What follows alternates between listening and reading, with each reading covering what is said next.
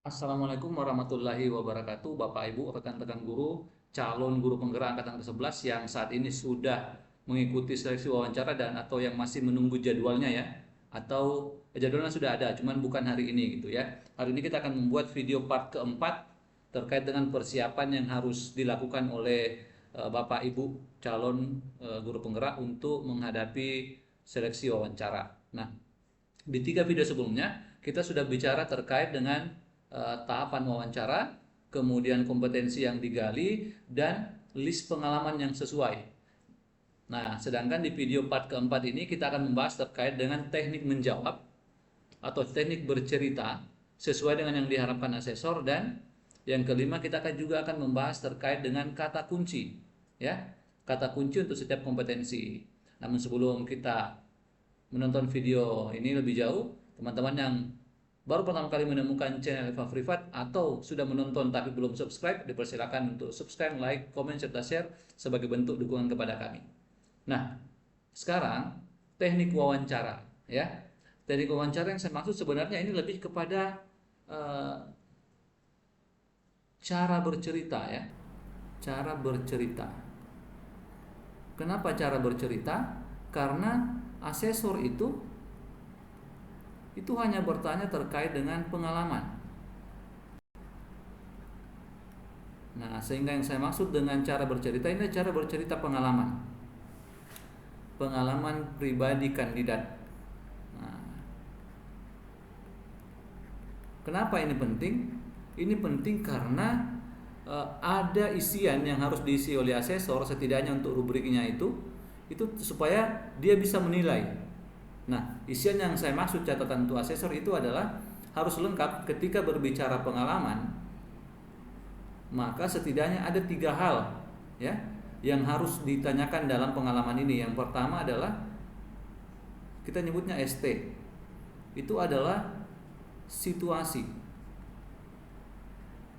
atau tugas. Ya. Kemudian yang kedua adalah A. Itu adalah action atau aksi. Ya. Kemudian yang terakhir adalah R. Itu adalah result atau hasil. Ya. Jadi ketika Bapak Ibu bercerita terkait dengan pengalaman Bapak Ibu setidak-tidaknya harus bercerita terkait dengan 3 ini. Situasinya seperti apa? Dalam situasi itu apa yang Bapak Ibu lakukan dan bagaimana hasilnya? Ya. 3 ini yang harus Bapak Ibu ceritakan.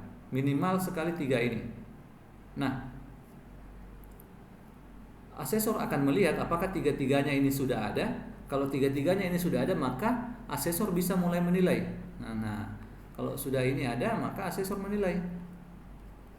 Asesor menilai. Jika 3 ini belum ada, maka asesor akan bertanya lagi. Boleh saja dia akan bertanya pengalaman yang lain, atau dia akan bertanya itu hasilnya bagaimana. Kalau R-nya yang belum ada, maka dia akan bertanya hasilnya bagaimana. Kalau A-nya yang belum ada, maka dia akan bertanya apa yang Bapak Ibu lakukan. Ya, seperti itu. Ini sudah bisa menilai asesor kalau sudah lengkap ini, ya. Kemudian yang lain yang akan dilihat oleh asesor, ya, itu adalah ada yang kita sebut dengan SIR. Ini saya buat tulis besar ya, SIR. Jadi setelah ini lengkap, starnya lengkap, maka itu dia akan melihat SIR-nya. SIR ini terkait dengan similarity. Ini bahasa Inggris juga. Ini artinya adalah kesamaan. Kesamaan. Maksudnya adalah dengan profesi ya. Jadi kalau Bapak Ibu kita bicara terkait dengan guru penggerak, maka yang dekat kesamaannya adalah terkait dengan profesi guru. Seperti itu. Ya. Kalau jauh pengalaman yang Bapak Ibu cerita misalkan bukan terkait dengan pendidikan atau pengalaman mengajar, maka itu similarity-nya kurang. Kalau similarity-nya kurang, maka ini adalah dikurangi lagi -1 nilainya. Ya. Tapi kalau dia persis sama ya tidak ada -1. Nah, selanjutnya I itu adalah impact.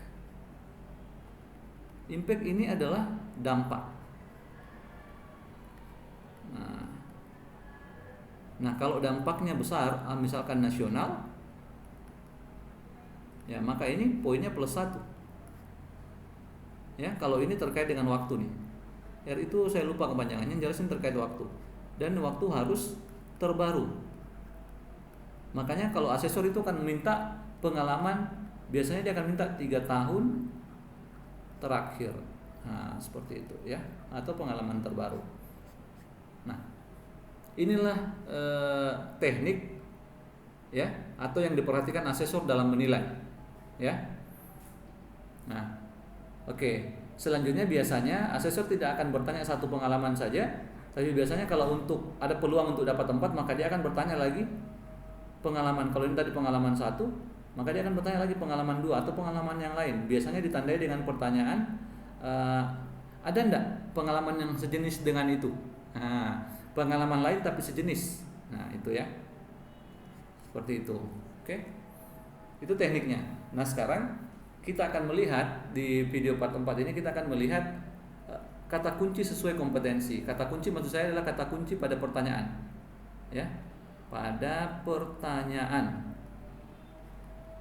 Pada pertanyaan. Nah, ada 8 kompetensi ya, itu akan masing-masing kita bahas ya. Tapi kita hanya akan membahas bagaimana kita mengenali kompetensi apa yang ditanyakan berdasarkan kata yang muncul ya. Jadi ini tujuannya adalah mengenali kompetensi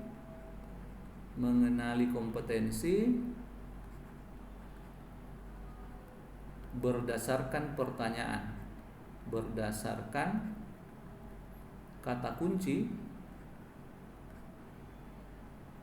pada pertanyaan, ya. Nah, ini contoh ya. Untuk kompetensi yang pertama ya, kompetensi misi dan tujuan. Kompetensi misi dan tujuan ya. Kita bisa tahu terkait apakah ini adalah kompetensi misi dan tujuan. Biasanya pertanyaannya itu menggunakan kalimat apa tujuan hidup Anda? Apa tujuan hidup Anda? Ya. Kemudian apa kontribusi yang sudah Anda berikan? Misalkan ya, kontribusi yang sudah Anda lakukan. Sudah Anda lakukan. Atau boleh juga apa kelebihan yang mendukung? Nah, apa kelebihan yang mendukung? Nah, biasanya pertanyaan-pertanyaan ini adalah pertanyaan yang menggali kompetensi, misi dan tujuan. Ya. Tapi nanti pertanyaannya itu kapan kejadiannya, apa yang Anda lakukan. Nah, misalkan seperti ini ya. Apa yang sudah Anda lakukan? Apa kejadiannya waktu itu? Bagaimana hasilnya? Ya, seperti itu ya. Oke, yang kedua. Kompetensi yang kedua misalkan adalah kompetensi pengambilan keputusan. Pengambilan keputusan. Biasanya kata-kata kunci yang muncul dalam pertanyaannya itu adalah tantangan hidup. Tantangan hidup. Atau kadang-kadang situasi yang sulit. Sesuatu tersulit. Nah, ya. Kemudian atau menentukan pilihan. Menentukan pilihan yang dimaksud bisa saja ini menentukan pilihan yang berkaitan dengan pembelajaran, misalkan adalah memilih model ya, atau yang lain ya, atau metode, atau memilih metode ya. Nah, apa pentingnya sebenarnya mengetahui apa kompetensinya ya? Di video-video sebelumnya sudah ada jawaban untuk setiap kompetensi ya. Jadi dengan mengetahui kompetensinya, Bapak Ibu bisa membayangkan, oh ini kemarin jawabannya seperti ini nih harusnya ya. Oke, baik. Itu kompetensi yang kedua. Nah, sekarang kita pindah ke kompetensi yang ketiga. Kompetensi yang ketiga itu adalah membangun kerjasama positif, ya, kerjasama positif atau kerjasama yang baik, ya. Nah, bagaimana kita menentukan bahwa inilah kerjasama positif? Biasanya ditandai, ini yang paling mudah sebenarnya, karena ini akan mengaitkan kata-kata kerjasama dalam pertanyaannya. Ya, ceritakan pengalaman Anda membangun sebuah kerjasama atau kolaborasi, ya. Atau ada juga pertanyaan terkait dengan bekerja dalam tim. Nah ini nih, ini 3 kata kunci yang paling sering digunakan ketika kita bicara terkait dengan kompetensi membangun kerjasama positif, ya. Kemudian yang keempat itu adalah belajar terus menerus, belajar berkelanjutan lah, ya, berkelanjutan. Nah, bagaimana kita mengenali bahwa ini adalah kompetensi belajar berkelanjutan? Biasanya ini pertanyaannya terkait dengan sebutkan jenis pelatihan yang pernah Anda ikuti. Pelatihan yang diikuti.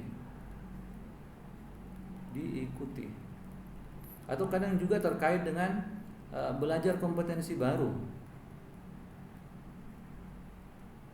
Kompetensi baru, ya. Kemudian ada umpan balik dari orang lain. Umpan balik dari orang lain.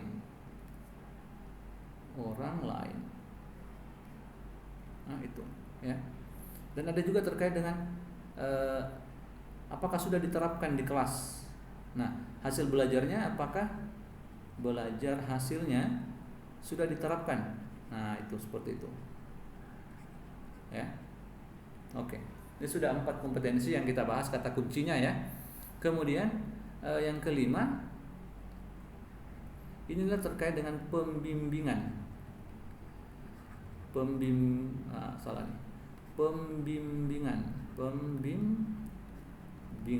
ya.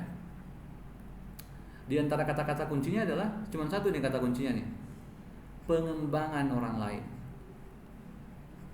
Pengembangan orang lain. Kalau terkait ini pasti terkait pembimbingan. Kalau ada pertanyaan terkait, coba ceritakan pengalaman Bapak atau Ibu ketika Bapak Ibu mengambil peran untuk pengembangan orang lain. Nah, orang lain yang dimaksud ini boleh siswa, ya. Tapi harus siswa, boleh juga guru atau rekan sejawat, ya. Nah, seperti itu. Nah, kalau sudah ada pertanyaan seperti ini bunyinya, maka itu pasti pembimbingan, ya, atau coaching istilahnya. Kemudian yang keenam, ya, 3 dari terakhir itu adalah terkait dengan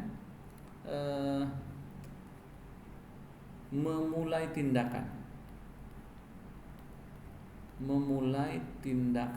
Nah, memulai tindakan ini berkaitan dengan biasanya ide, ya, atau inovasi tanpa diminta. Nah, biasanya kaitannya akan minta begini. Atau boleh juga pertanyaannya terkait dengan tugas yang dilakukan melebihi ekspektasi kita, ya. Nah, seperti itu, ya. Jadi kalau ada pertanyaan terkait dengan sebutkan ide atau tindakan yang Bapak Ibu sudah lakukan tanpa diminta. Nah, ini pasti memulai tindakan nih, ya. Oke, nah. Kompetensi yang ketujuh terkait dengan daya juang, ya. Daya juang.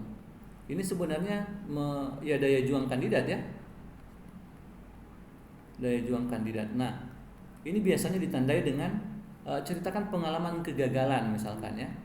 Kegagalan kandidat. Atau kekecewaan, ya. Nah, Yang mau dilihat sebenarnya di sini bagaimana ketika kandidat mengalami kegagalan dia terus berupaya, berusaha, ketika mengalami kekecewaan yang berat dalam pekerjaan dia tetap bangun untuk survive. Intinya punya daya juang yang tinggi. Ya, mau gagal ya, berapa kali pun dan sebagainya. Nah, itu ditandai dengan ini, ya. Kemudian kompetensi yang terakhir itulah terkait dengan kematangan etika atau emosi. Kematangan etika atau boleh juga kematangan emosi. Nah, biasanya ini terkait dengan ada pertanyaan terkait dengan pengalaman melihat pelanggaran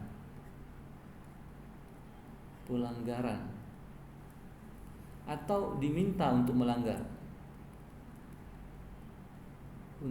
melanggar ya, atau ada kasus konflik kepentingan, bagaimana kita bereaksi atau bagaimana kita menyelesaikan masalah konflik kepentingan ini. Nah, ini biasanya terkait dengan kematangan etika, ya. Intinya adalah jawabannya ya kita harus memegang nilai luhur, ya. Pokoknya jangan melanggar lah, ya. Dan bukan hanya melihat dan tidak setuju, tapi kita melakukan tindakan. Jadi harus ada tindakan. Ingat tadi ya, start. Harus ada R-nya karena inilah R yang dinilai. Jadi ketika melihat sesuatu yang tidak sesuai etika, tidak sesuai dengan nilai luhur, atau ada pelanggaran, atau ada konflik kepentingan, ya kita harus bertindak. Itu intinya, ya. Karena tanpa tindakan tidak ada yang bisa dinilai. Nah, seperti itu. Silakan Bapak Ibu mencari pengalamannya sesuai dengan kompetensi. Semoga video dari channel Eva Privat ini bermanfaat untuk teman-teman. Assalamualaikum warahmatullahi wabarakatuh, dan jangan lupa subscribe serta share video ini.